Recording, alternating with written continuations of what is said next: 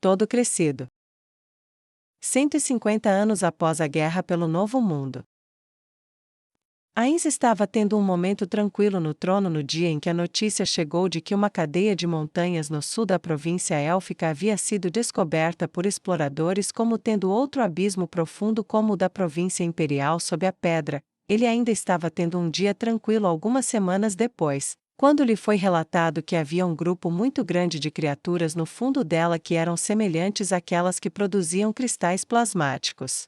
No entanto, quando ele leu a parte sobre como essas criaturas eram na verdade vermelhas e produziam cristais plasmáticos vermelhos que podem ter todas as novas propriedades com relação à sua utilidade mágica, ele deixou de ficar tranquilo. Longe disso, ele estava completamente emocionado. No entanto, isso levantou uma questão totalmente nova: quem devemos escolher para lidar com isso? Demiurgo perguntou, de pé à esquerda de seu senhor. Albedo, à sua direita, pensou sobre isso. Um século atrás eu teria dito que deveríamos nomear alguém de Nazarick, mas os servos mortais cuidaram bem de suas tarefas e não temos pessoas o suficiente aqui. Os anões vão clamar para que alguns dos seus administrem as terras subterrâneas abaixo das montanhas. Ains disse pensativamente. Quais, Lord Ains? Ela perguntou. Todos eles. Ains respondeu abruptamente. Mas está dentro de uma área governada pela rainha Zeshi, e tais bestas serão enormemente lucrativas. Por direito, sua província deve se beneficiar mais disso. Não há nem colônias anãs lá ainda. Demiurgo apontou. Verdade, mas os elfos desprezam os ambientes subterrâneos. Vanisa me mostrou os relatórios econômicos e o turismo das regiões anãs desculpe o trocadilho, o fundo do poço entre os elfos. Albedo apontou de passagem. Bem, traga Zeshi aqui, junto com representantes das províncias anãs, e chegaremos a um acordo que traga o maior benefício para o Império Feiticeiro e deixe cada um deles feliz. Ains propôs, ansioso para escapar do fardo de resolver o assunto sozinho. Como esperado do Lord Ains, eles revelarão seus próprios desejos e você os distorcerá em seu benefício. Demiurgo disse orgulhosamente. Sim, como esperado de quem eu amo. Albedo disse, levando as mãos ao rosto e suspirando com profundo afeto. Bem, envie os avisos e faça isso. É melhor acabar logo com isso antes que a notícia sobre esse novo recurso se espalhe muito e a ganância cresça além do controle. Ains ressaltou, enquanto se deleitava em particular com tudo o que poderia ganhar com essa nova via de estudo e invenção. Imediatamente, meu senhor, disse Albedo, e depois de se curvarem, ela e Demiurgo partiram para elaborar um convite adequado para chefes de Estado. Ah, e mande Mare me ver, preciso falar com ele sobre a visita de Zeshi. Ains disse casualmente enquanto eles saíam. Como desejar, meu senhor. A dupla respondeu, virando-se mais uma vez para fazer uma reverência, antes de retomarem a saída. Quando Mare soube da visita pendente de Zeshi, ele ficou um pouco desconfortável. Ela sempre pareceu incomumente interessada nele, mesmo quando ele era bem jovem, desde o dia em que ele, como Aura disse, a fez comer a terra de Nazarick. Ele passou a mão pelo seu cabelo agora longo e luxuriante, suas orelhas se contraíram inconscientemente e ele mexeu com seu cajado. Não era que ele não gostasse dela, ele a tinha visto de vez em quando ao longo dos anos enquanto crescia de uma criança para um jovem homem. Ela sempre foi legal com ele e com Aura. Sua irmã, por outro lado, sempre parecia encará-la, especialmente quando ela se tornou uma jovem mulher. Ninguém vai levar meu irmão. Era tudo o que ela dizia antes de começar a ficar de mau humor sempre que ele mencionava sua evidente antipatia. Ele revirou os olhos e saiu da rede. Lord Ains queria vê-lo, e a demora não seria suficiente. Um dos servos elfos negros de longa data se aproximou e lhe entregou suas calças, que ele mesmo vestiu. As primeiras tentativas do servo de fazer isso por ele foram embaraçosas, mas corrigidas. Pouco tempo depois, ele se viu sozinho no escritório particular de Ains. Seu lord estava sentado atrás de sua mesa, e enquanto Mare se curvava, Ains gesticulou para que Mare se sentasse. Ele fez o que lhe foi pedido, e Ains tossiu desconfortavelmente. Era um homem, não um garoto, que estava sentado diante dele agora, e às vezes pequenas coisas, como a altura que ele tinha quando estava sentado em uma cadeira, o lembravam disso. Mare, porém, foi lembrado pela tosse de seu senhor, o quão único o rei feiticeiro era. pequenos gestos e comportamentos, inconsequentes embora pudessem ter sido para os outros, eram aquelas coisas que o faziam se destacar de maneira sutis. Neia mencionou isso quando ele era criança. Essas pequenas coisas lhe diziam que ele não era um simples morto-vivo comum. Mare não entendeu na época, mas conforme ele amadureceu e ganhou mais experiência, ele passou a entender o que ela queria dizer. A maioria dos mortos-vivos tinha pouca personalidade e nenhum senso real de como interagir com os outros além das maneiras simples, eles nunca se sentiam estranhos ou desconfortáveis. Que seu senhor pudesse, significava o mundo para Mare, porque mostrava que ele realmente valorizava o bem-estar emocional de seus subordinados e ele estava infeliz em dar qualquer notícia que eles não gostassem. Sempre solícito com o rei feiticeiro, Mare sorriu encorajadoramente. Ains recostou-se na cadeira. Mare, você se lembra do dia em que lutou contra Zexi? Oh, sim, claro, meu senhor. Mare respondeu curiosamente. Sua gagueira ansiosa havia desaparecido ao longo dos anos, pelo menos em circunstâncias familiares, mas seu rosto ainda estava tão sensível como sempre, e ele mordeu o lábio sem pensar. Os servos que atenderam às suas necessidades fizeram um trabalho completo explicando o que é sexo e seu amadurecimento, para que você entendesse o que é ser adulto. Ains perguntou, movendo uma das mãos sobre a outra na mesa. Mare corou e sim, meu senhor, eles até se ofereceram para demonstrar, mas eu disse não. Ele disse nervosamente e talvez um pouco mais alto do que precisava. Ele se remexeu na cadeira. Uma sensação de nervosismo aumentou enquanto ele se perguntava como essas duas perguntas estavam relacionadas. Ele não pensou muito. Ain suspirou. Eu lhe devo uma explicação para essa estranha linha de questionamento, ele disse e fez uma pausa, deixando o silêncio pairar no ar por um momento antes de continuar. Quando a guerra ainda estava se aproximando do seu auge, este ainda fazia parte da teocracia Slane, ela, no entanto, tinha sido grosseiramente enganada, para não falar de maltratada. A garota, Aurli, você se lembra dela? Ains perguntou. Mare assentiu. Ah, bem, sim, ela me traz plantas da região dela, ela é legal. Ela é meia-irmã de Zexi, ela foi escravizada e abusada pela teocracia por anos, foi descobrir isso que fez Zexi se voltar contra eles, ela nos deu tudo, incluindo o item de classe mundial que fez uma lavagem cerebral em Chautiar. Ela tinha apenas algumas condições para sua parte do acordo, uma das quais era a chance de lutar contra um homem forte o suficiente para vencê-la. Ele disse enquanto explicava pacientemente uma história para Mare que o elfo desconhecia. Ah, acho que fui eu. Mare respondeu. Sim, a outra condição vinculada a isso era que ela teria permissão para ter um filho com aquele homem se ele a derrotasse. Ains disse, e parou de falar para ele assimilar aquilo. Mare ficou com vários tons de vermelho, que saíram como um tom rosado em sua pele bronzeada. Se for a ordem do meu senhor, então eu obedecerei. Mare disse, mas Ains balançou a cabeça. Eu não cederia nesse ponto, eu nunca ordenaria um dos meus amados filhos a se deitar com alguém contra sua vontade, muito menos a fazer um filho que eles não queriam. A voz de Ains era tão firme que quase soava indignada. Eu disse a ela, no entanto, que ela tinha permissão para perseguir tal objetivo. Eu não vou impedi-la de tentar forjar um vínculo com você, a menos que você mesmo queira que ela pare. A opinião de ninguém mais sobre esse assunto tem peso para mim. Mare olhou para baixo, pensativo.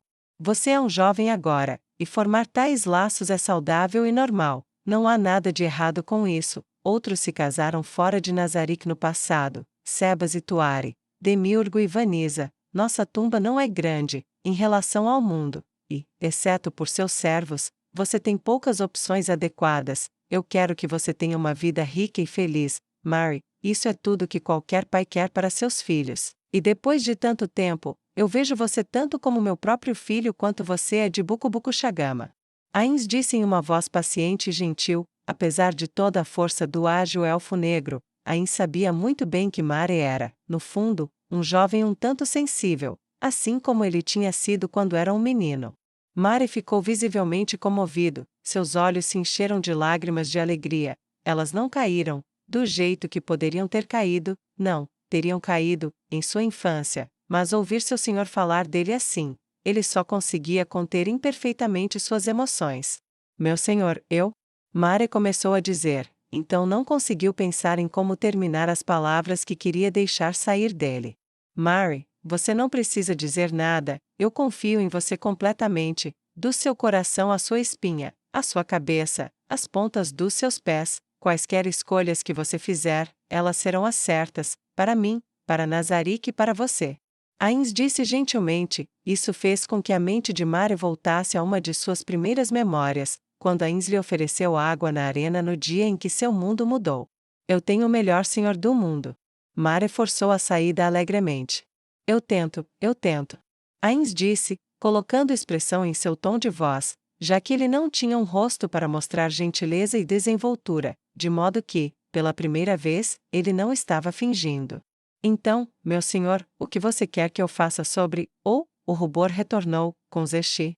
O que você desejar, ela irá persegui-lo, tenho certeza. Embora eu proíba se você desejar, eu poderia ordenar Demiurgo para lutar com ela, ou Cocytus, ou Ator de Pandora, qualquer um poderia derrotá-la, e tenho certeza de que qualquer um iria satisfazer seu desejo por um herdeiro forte. No entanto, você é diferente de todos eles, meu Mary. Você pode encontrar um ponto em comum com ela que outros não encontrariam. Então, se eu fosse oferecer algum conselho, seria este: uma vez, há muito tempo, havia um jovem que eu conhecia que passou sua vida quase inteiramente sozinho. Ele nunca teve uma namorada, uma amante, uma esposa, ele nunca teve um encontro. Tudo o que ele tinha era um único jogo e um emprego. Como resultado, as alegrias de sua vida eram muito poucas, porque a natureza o imbuiu com um desejo por coisas que ele não poderia ter. Essa natureza também é parte de você, eu sugiro que você a explore. Ains disse, usando a pose sábia número 5 e combinando seu tom com sua postura. Ok, mas meu senhor, o que aconteceu com o homem que você conhecia? Mary perguntou curiosamente, ele sempre foi fraco contra boas histórias. Ains riu profundamente, por sorte, as coisas deram certo para ele no final, mas apenas pelo mais puro acaso, e muito diferente do que ele esperava, ele encontrou grande felicidade em ser pai, e teve muitos filhos, e ele não trocaria nenhum deles nem por um império. É tão bom assim? Perguntou Mary, curioso. Acho que sim. Ains disse, agora, por que você não vai relaxar? Vai demorar algumas semanas até ela chegar. Você pode fazer o que quiser até lá se todos os seus outros projetos estiverem concluídos ou adiantado, e pensar sobre o que discutimos. Ains gesticulou para a porta atrás deles. Mary se levantou e fez uma reverência. Obrigado, muito obrigado, meu senhor. Mary respondeu, e ele estava muito mais alto agora do que antes, o que emocionou Ains ao vê-lo crescer e se tornar um homem assim. Claro, disse Ains, agora preciso retornar ao meu trabalho. Mary saiu enquanto Ains se curvava sobre uma folha de papel em sua mesa. Quando Mary retornou ao sexto andar e, sua rede e seu livro, Aura já estava esperando por ele, ela estava com as mãos nos quadris, seus seios agora fartos estavam arfando enquanto ela fumegava. Mary pulou na rede antes que ela pudesse sequer começar a reclamar. Irmã, o que houve? Mary perguntou, embora ele não gaguejasse mais em conversas normais com ela. Quando ela estava brava, ainda saía pelo menos um pouco. Acabei de saber que aquela safada do sul está vindo para Nazarick, ela vai dar em cima de você de novo, sabia? Aura disse com raiva. Irmã, você faz muita questão disso, ela é sempre legal conosco. Ela me traz livros e plantas, e ela trouxe aqueles monstros raros para você. Mary exclamou defensivamente. Ela só está tentando nos fazer baixar a guarda para que ela possa roubar meu irmão. Ninguém vai tirar você de mim, ela disse enfaticamente. Ela passou as mãos pelos longos cabelos dourados em frustração e então elas retornaram aos quadris enquanto ela se inclinava para frente e olhava feio para Mary. Como você pode ser tão cego ainda? Não somos mais crianças, eu posso não ter sabido o que ela queria quando tínhamos apenas 80 anos, mas eu com certeza sei agora. Irmã. Mary se perguntou quantas vezes mais ele ficaria vermelho hoje enquanto tentava relaxar na rede e voltar para a página do livro em que estava. Ela andava de um lado para o outro, sua saia branca subindo levemente enquanto ela batia os pés imperiosamente. Não me chame de irmã, irmãozinho, eu não sou tão experiente quanto alguém como Chautiar, Vanisa ou Tuari, mas eu sei muito bem o que uma mulher quer. E daí se ela fizer isso? Mare perguntou indiferentemente: eu posso dizer não. Isso fez Aura parar e ela se virou para ele. Ela sorriu. Eu sei o suficiente para estar bem ciente do fato de que os meninos tendem a não dizer não nessas situações. Irmã, não seja obscena. Mare disse enquanto franzia o nariz. Aura virou as costas e foi até uma caixa que ela obviamente trouxera consigo. Ela abriu e tirou algumas coisas de lá, é verdade. E essas coisas sempre acabam mal. Eu tirei isso da biblioteca. Olha como amor e sexo são terríveis. Ela disse e deixou cair uma pilha de livros no peito de Mare. Ela pegou o primeiro do topo enquanto ele olhava para ela surpreso. A capa dizia: Rama meio, neste, os dois estão sempre brigando um com o outro e as pessoas ao redor deles estão sempre atrapalhando, e o garoto sempre briga por causa dela, e eles até se machucam um pelo outro o tempo todo. Ou este, ela jogou o exemplar de lado e estendeu um livro chamado Por favor, professor. Os dois têm conflitos com a família o tempo todo, eles brigam. Eles nem sempre concordam, e ele até fica muito doente por causa dela. Você não quer ficar doente, quer? Aura perguntou enquanto jogava aquele de volta na caixa com o primeiro. Mare balançou a cabeça. Ou este aqui, ela disse enquanto pegava uma cópia de Romeu e Julieta. Eles se matam e alguns de seus familiares morrem. Todos esses materiais de pesquisa dos Supremos dizem que romance e amor são ruins. Aura exclamou: as pessoas perdem coisas e esquecem o que importa ou morrem ou... Ela estava reclamando agora. Mare sabia como isso iria terminar, e eu não quero perder meu irmãozinho. Mare estendeu a mão e agarrou a dela. Irmã, eu não vou a lugar nenhum. E o próprio Lord Ains disse que não é tão ruim quanto essas coisas podem dizer. E quem é o mais sábio de todos os seres supremos? Senhor Ains. Aura disse sem hesitação enquanto seu discurso parava. Viviu? Ele é o mais sábio de todos. Se ele diz que nem sempre é ruim, ele deve estar certo, mesmo que todos os livros dos outros digam o contrário. Vê, você não precisa se preocupar com nada. Eu não sei o que vai acontecer, e Lord Ains não vai me fazer nada. Então vamos ser felizes. Vê, você pode ficar tranquila sabendo que nunca vai me perder. Ele disse docemente. Aura suspirou. Acho que devo pegar isso de volta. Ela resmungou enquanto olhava para a pilha de livros ainda espalhados no peito de Mare. Pô, por favor, irmã. Mare respondeu ansiosamente: estou na parte boa deste livro e quero terminá-lo. Aura fez o que lhe foi pedido, mas os resmungos não pararam, apenas desapareceram quando ela saiu do alcance. Lago Crescente, 3 semanas depois. A rainha Zexixetsumei estava em êxtase. Passar pelo portal de sua terra e se encontrar em Nazarick sempre a lembrava de que tipo de Deus ela servia. Antes de dar esse passo hoje, ela trouxe à tona e descartou o pensamento superficial que ela sempre teve sobre que tipo de filho ele poderia produzir se tivesse o equipamento necessário. Isso sempre a fazia rir e revirar os olhos. Ainda assim, aquele que a derrotou, o único que a fez comer terra, estava do outro lado daquele portal. E ela estava muito, muito ansiosa para ver, então ela atravessou, com seu enviado atrás dela, 2 atendentes que ganharam o direito de comparecer como suas criadas quando esta viagem foi anunciada, Tirg e Teflilda, as gêmeas elfas vampiras que serviram como suas principais conselheiras militares, uma elfa sacerdotisa da Justiça Negra, e sua meia-irmã, Aurli, que serviu como governante dos elfos reassentados. A sala do trono de Zexi estava tudo menos sombria quando ela saiu, não porque eles estavam felizes que ela estava indo, mas sim porque o clima de celebração que enchia o grande salão do palácio era resultado de ter um monarca que realmente iria trabalhar para o benefício deles. Muitos dos elfos mais velhos mal conseguiam se lembrar de uma época em que o velho rei não governava, abusava e negligenciava seus súditos. Agora? Isso não era mais um problema e os ânimos estavam altos desde então. Os ocupantes do seu grande salão desapareceram atrás dela quando ela passou para o outro lado do portal, e então lá estava ela, no outro extremo do salão da sala do trono de Nazarick.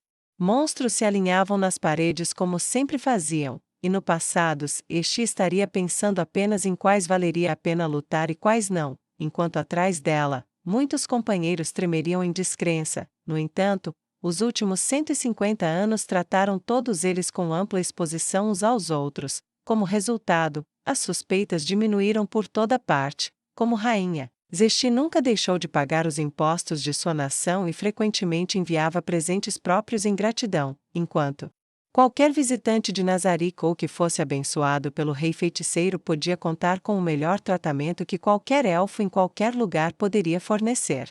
Em troca, Nazarico enviou boas armas, artesãos, materiais e mão de obra para ajudar a reconstruir o antigo reino independente. O acordo foi mutuamente benéfico ao extremo, tornando os elfos alguns dos cidadãos mais leais e devotados do Império Feiticeiro. Foi com esse espírito que Zesti caminhou confiantemente pelo longo corredor para se ajoelhar na base dos degraus que levavam ao trono dos reis, onde o Senhor da Morte, o governante divino que presidiu a maior era de prosperidade que eles já conheceram, sentou-se pacientemente e deixou a rainha falar. Seus olhos baixaram humildemente. Grande Senhor, sua leal serva, a rainha Zesti Zetsumei, se apresenta para que ela possa conhecer sua vontade. Levante a cabeça, rainha Zesti Zetsumei, e seja bem-vinda. Espero que nos próximos dias você me permita fornecer a você e sua comitiva todos os confortos de Nazarico em reconhecimento ao seu excelente serviço ao Império Feiticeiro. Ains falou com um tom nobre, e ela foi mais uma vez atingida por sua aura esmagadoramente nobre e poderosa. Foi para isso que o termo imbatível foi cunhado. Zesti olhou para seu rosto esquelético e vazio e sentiu apenas admiração reverente pelo ser que, mais do que qualquer outro, até mais do que a própria Neia Baraja, havia libertado seu povo, sua família. Meu senhor, é um grande privilégio que você estende a mim e aos meus, e então eu o aceito com um espírito grato. Ains relaxou mentalmente mesmo enquanto mantinha a postura formal de realeza. Depois de tanto tempo, ele tinha ampla experiência com esse tipo de coisa e com essa familiaridade veio o conforto com o qual ele apenas sonhara quando entrou pela primeira vez no novo mundo. Seu serviço não merece menos, rainha Zesti Zetsumei. Por favor, levante-se e seja escoltada até seus aposentos. Se houver algo que precise para seu conforto, não hesite em perguntar. Ains respondeu com fácil confiança. Se me permite, meu senhor, seu humilde servo pode pedir para usar a residência de hóspedes no 6º andar? Ela perguntou educadamente. Você pode. Ains disse magnanimamente, Aura, Marie, por favor, mostrem a ela. Ele instruiu. Imediatamente, meu senhor. Os gêmeos responderam da parede lateral onde estavam parados, eles se moveram para cada lado dela, e enquanto o faziam, Ains teve um vislumbre de suas expressões, Mari um pouco nervoso, Aura encarando Zesti com punhais em seus olhos. Começou. Ains pensou, curioso, preocupado, otimista e ansioso, tudo ao mesmo tempo, sobre como tudo iria se desenrolar.